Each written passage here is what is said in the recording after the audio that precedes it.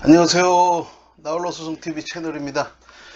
네, 이번에는 그 사실혼, 혼인 신고를 하지 않은 사실혼, 그 사실혼에 대한 이 부당 파기 사건을 한번 해보겠습니다. 그래서 위자료하고 재산분할을 청구한 소송 사례하고 법원 판결에 대한 영상입니다. 자, 서로 사랑했던 남녀가 10년을 넘게 동거를 하였습니다. 이 정도면 뭐 사실 혼을 입증할 만한 자료들은 굉장히 많이 있겠죠. 10년을 넘게 동거를 했으니 같이 먹고 자고 뭐 이렇게 생활을 하였을 테니까요. 그런데 이제 둘 사이에 자녀는 없고, 자녀가 뭐 피임을 했던지 뭐 어쨌던지 하여튼 자녀는 둘 사이에 생기진 않았습니다.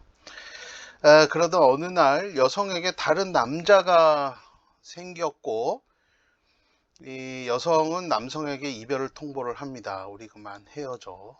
아. 같이 살던 그 집은 여성 명의로 되어 있었지만은 이 살면서 대출금을 그 집을 매수하고 그 매수하면서 대출을 받은 그 대출금은 같이 갚아 나간 집입니다.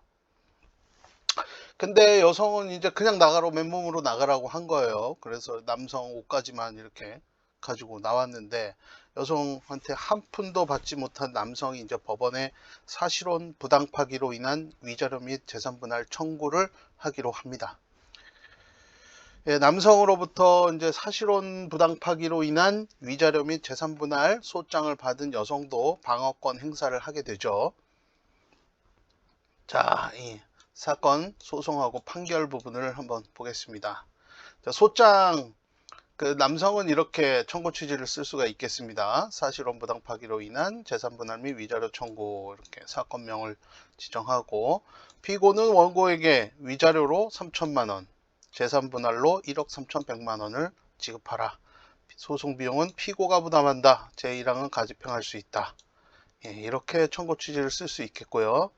이제 청구 원인은 뭐 이렇게 12년간 사실혼 유지하면서 살았고, 동거 시작했고, 집에서 같이 살았고, 해서 이렇게 청구 원인을 쓸 수 있겠습니다.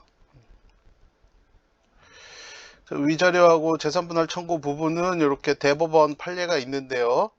요거 한번 간략하게 읽어보면, 사실혼 관계에 있어서도 부부는 민법 제826조 1항 소정에 동거하여 서로 부양하고 협조하여야 할 의무가 있으므로 혼인 생활을 함에 있어 부부는 서로 협조하고 애정과 인내로서 상대방을 이해하며 보호하여 혼인 생활의 유지를 위한 최선의 노력을 기울여야 하는 것인 바, 사실혼 배우자의 일방이 정당한 이유 없이 서로 동거, 부양, 협조하여야 할 부부로서의 의무를 포기한 경우에는 그 배우자는 악의 유기에 의하여 사실혼 관계를 부당하게 파기한 것이 된다고 할 것이므로, 상대방 배우자에게 재판상 이혼 원인에 상당하는 귀책 사유 있음이 밝혀지지 아니하는 한 원칙적으로 사실혼 관계 부당 파기로 인한 손해배상 책임을 면할 수 없다.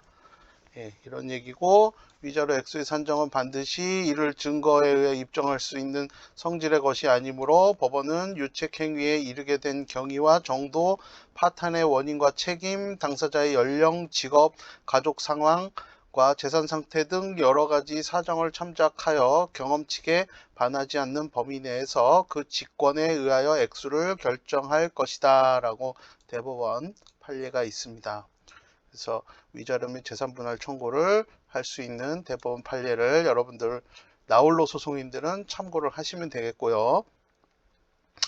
이제 소장 입증 방법으로는 이제 기본증명서, 혼인관계증명서, 가족관계증명서, 주민등록 초본 등본, 그다음에 부동산 등기부 등본, 예금거래 실적 증명서, 이제 요 차량이나 문자 메시지 이런 것들은 이제 배우자의 그 부정행위, 배우자가 아니죠. 이제 사실혼 상대방의 부정행위를 입증할 만한 자료고, 요 부동산 시세조회나 요 부동산 등기부 등본은 재산 분할을 위한 자료가 되겠습니다.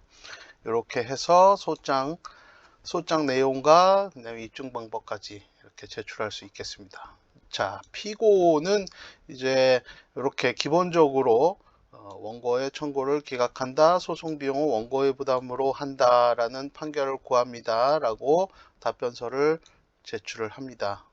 추후 청구 원인에 대한 답변 추후 제출하기로 하고, 그 추후 제출한 이제 준비서면 내용을 간단하게 보면 이제 사실혼 관계라는 주장에 대해서 사실혼에 해당하여 법률혼에 준하는 보호를 받기 위하여는 단순한 동거 또는 간헐적인 정교 관계를 맺고 있다는 사정만으로는 부족하고, 성관계를 말하는 거죠. 그 당사자 사이에 주관적으로 혼인의 의사가 있고 객관적으로도 사회 관념상 가족 질서적인 면에서 부부 공동 생활을 인정할 만한 혼인 생활의 실체가 존재하여야 한다. 이런 대법원 판결을 이유로 해서 이게 없다.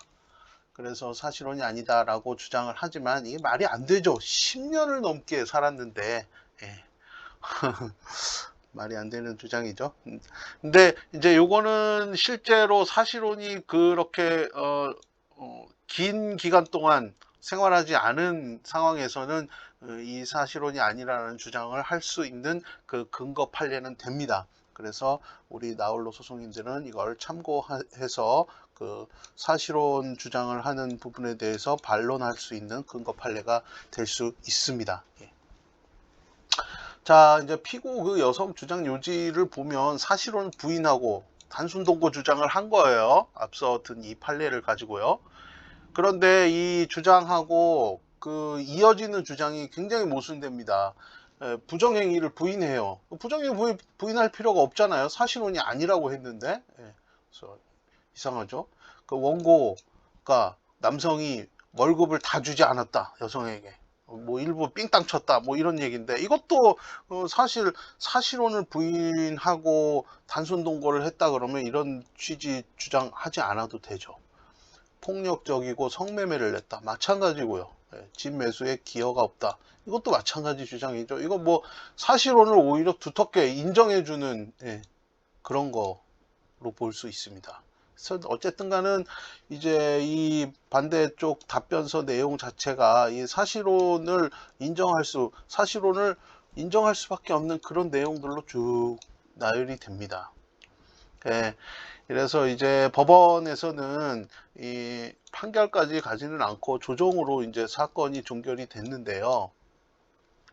보시면 이제 가정법원의 경우에는 조정 그 전치주의가 있어서 기본적으로 소송이 들어오면 일단 조정은 합니다.